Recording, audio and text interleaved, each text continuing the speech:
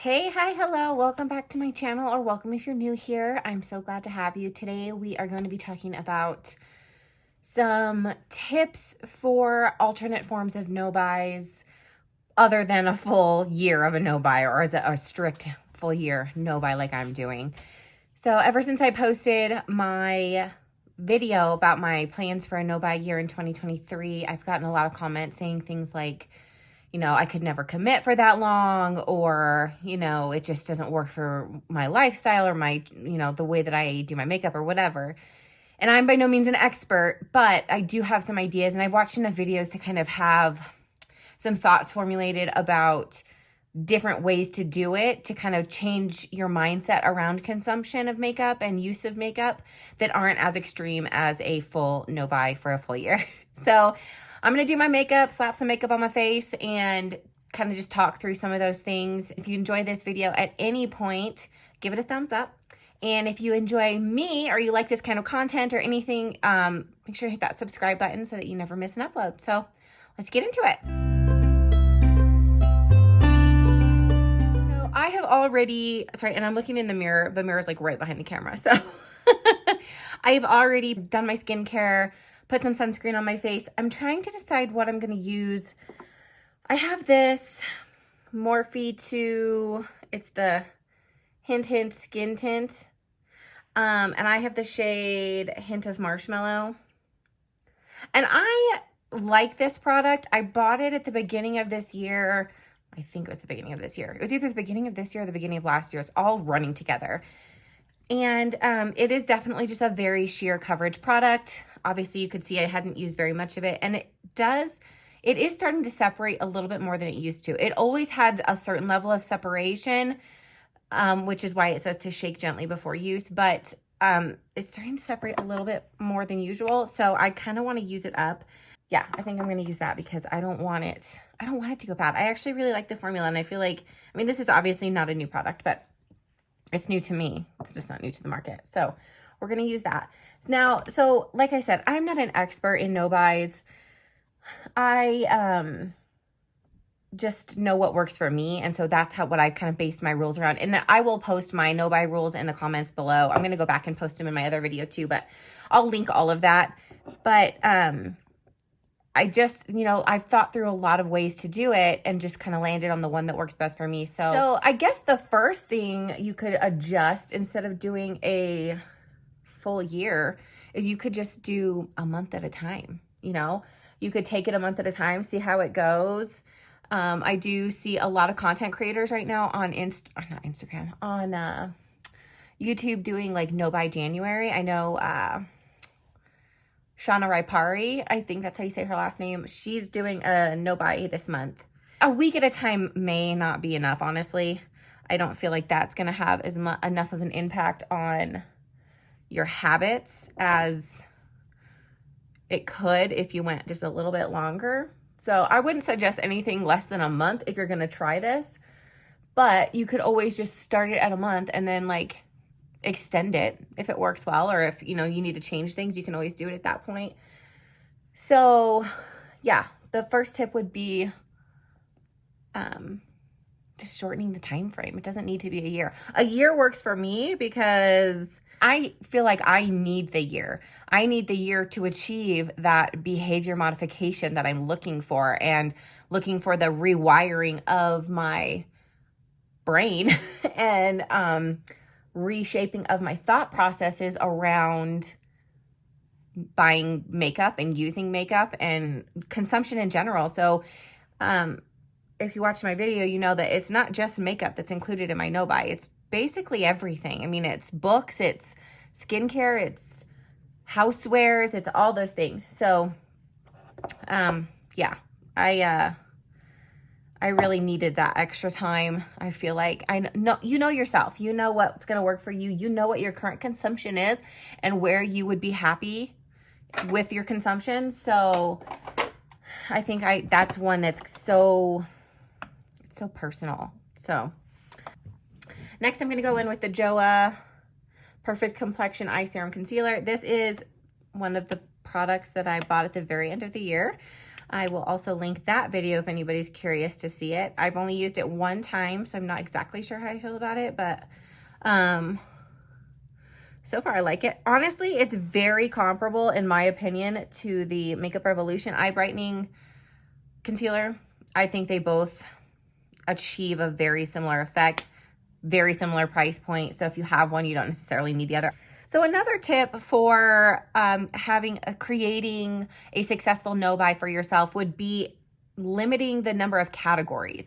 So like, let's say that really you don't struggle with, you know, housewares or books or craft supplies. You really only struggle with overconsumption of makeup.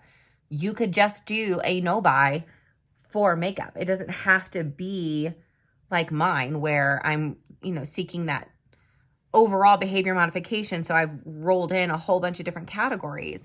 It doesn't have to be like that. It could just be makeup, or it could just be skincare, or it could just be clothing. I know clothing is a big one for a lot of people. So you don't have to be as all-encompassing as I am with it. All right, we're gonna go with the powder. Let's see. I was trying, it's been interesting, the reaction to, that's not the powder I need. The reaction to my video, my no-buy video, has been kind of insane, honestly. And I didn't expect it to be, I guess I didn't expect as much of a response as it has garnered, because I'm not the first person to do this. And I don't feel like I'm the first person to ever do it for the sake of behavior modification either, or for changing my mindset or anything like that. I think that's, honestly, a lot of people have that goal in mind when they start a no-buy.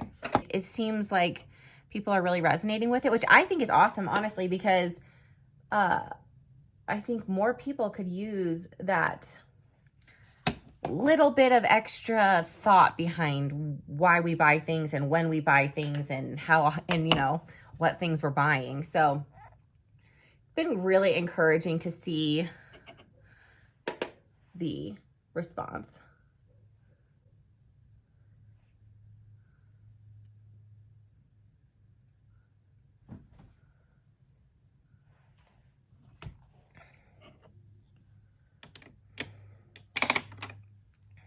Okay, so I did set my under eyes. Now I'm just gonna go in and just gonna lightly set the rest of my face. Let's talk about another tip that people could use to shop less or do a no-buy. And one of those would be get your friends involved with you, you know? See if there's anybody in your life that would be interested in doing it with you. And then that way you have some automatic built-in, one, accountability, but also support. I mean, next I'm gonna go in with the ColourPop matte bronzer in Avila Beach. I really feel like having that support network is so important for this. And that's part of the reason I started documenting it here on YouTube, is that I think it's really important to have a level of accountability. You have somebody or some bodies that know what you're doing. I'm working on a video right now talking about the strategies and things that I'm using to help keep myself from shopping and resist the temptation to shop and buy. And one of them is accountability. And part of that is my YouTube channel. That's part of the reason I started this, because I know that there are strangers on the internet, and some are not strangers, but you know, there are people on the internet who I'm posting these videos and they're going to be like, dude, what the heck happened? I thought you weren't shopping. What are you doing? And while I don't take, you know, I take everything on the internet with a grain of salt, I do feel a level of accountability to the people that I've said, hey, this is what I'm doing. And there are people who are like, hey, I'm doing this with you. So there's that sort of built-in support and accountability with one another. And I think that's beneficial. I actually think that's good. So I do think that having some people on board with you while you're doing this is very, very important. I love this bronzer. I am not sorry I panic bought this. I actually am going to go in with it on my eyes too. So another option for a low buy or no buy would be, instead of doing a no-buy like I'm doing, or well, I guess what you could call my project is a replacement only no-buy for everything. So basically what that means, again, is that I have to work through everything in my collection that could suit a specific purpose before I'm allowed to repurchase an item. So like mascaras, I can't buy a mascara until I've used up the 1, 2, 3, 4, 5, 6, 7, 8 mascaras that I currently have in my inventory.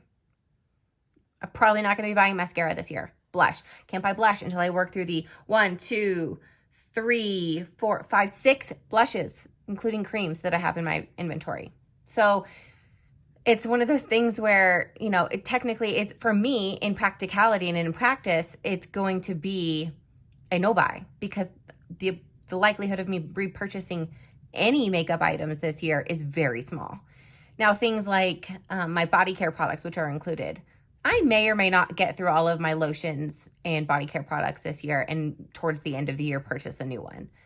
But if you decide that a full no-buy or a total replacement only no-buy is not going to work for you, you could just put like a cap on it. I forget the terminology that the panning world uses for that.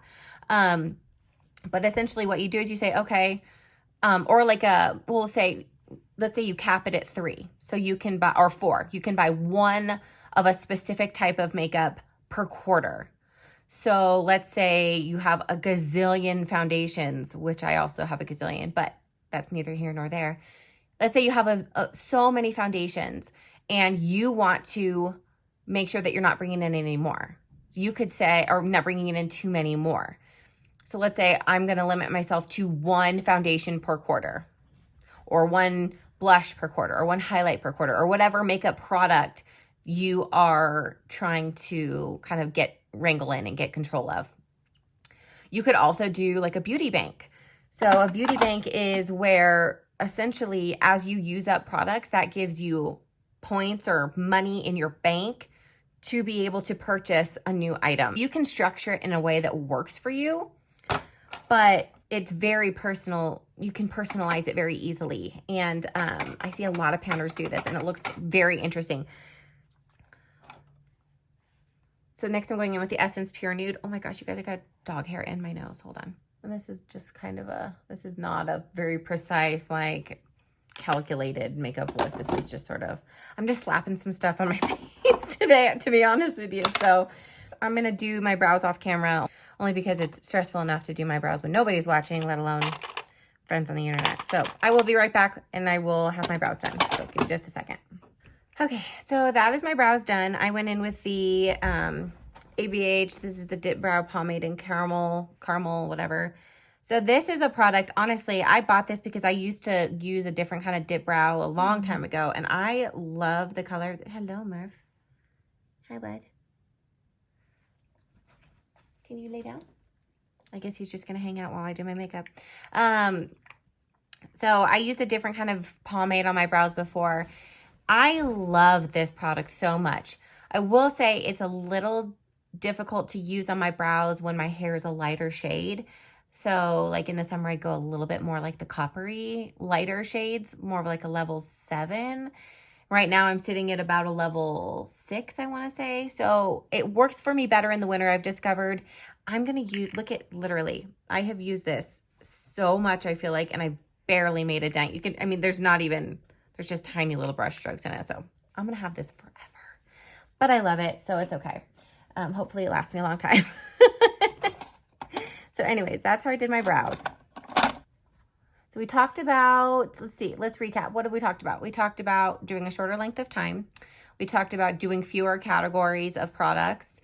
We talked about wrangling a friend into it with you and having them do it with you for support, or posting it on YouTube or making a blog or anywhere where you think you can get that level of accountability and support.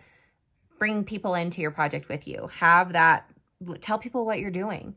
That is such a good way to kind of help ensure your success, is tell people what you're doing. Tell people who care. Tell people who want to see you succeed and who you trust to hold you accountable, honestly. Like people who are like, hey, I thought you weren't going to buy that. What happened? Okay, so I have set my face. I did some eyeliner and some mascara. The setting spray that I used is the ColourPop Pretty Fresh Hyaluronic Acid Setting Mist. And then for my eyeliner, I just did the Wet n Wild color icon or coal or whatever the heck this is in the shade Pretty in Mink. And then for my lashes, I used the Milani Highly Rated Anti-Gravity Mascara. This is not my favorite mascara. It looks okay on my lashes, but I have to work pretty hard to get it to look nice on my lashes. When I first got it, it was extremely wet, and I don't like a really, really wet formula, so I did let it sit for a little while, and now it's drier. But now that it's drier, I feel like it's a little flakier than it was, and I feel like it does clump a little bit more. So I don't know. I don't know how to make this work, but I bought it, and I'm going to use it up, and it's a little over 3 months old, so I would like to use it up quickly. So it's okay. It's not my favorite. I won't rebuy it, but I know a lot of people love it, and they swear by it, so it is what it is. For my lips, I am going to do the, I don't want that one. I'm going to do the Tarte Maracuja Juicy Lip in the shade, I don't know if it's Rose or Rosé or what it's supposed to be. So this is a very interesting product. You just click the bottom and the product comes up. Although I think I got too much. You literally do not need very much of this at all. At least I don't feel like you do.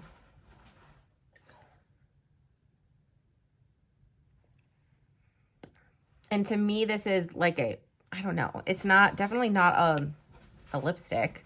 It's a sheer kind of just wash of a really pretty color. Excuse you.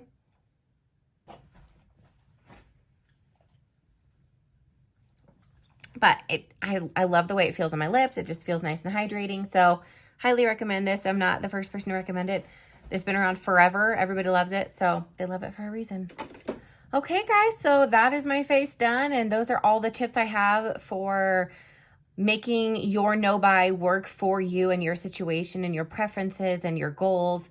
So there's more than one way to do this, and you need to figure out what your goals are, and that will help you to figure out the rules that you need in order to achieve those goals. So anyway, I am so glad you're here. Thank you for watching all the way to the end. If you made it this far, then you're the bomb. You're the best. So make sure that you give this video a thumbs up. If you've made it all this way, you might as well. You clearly enjoyed it.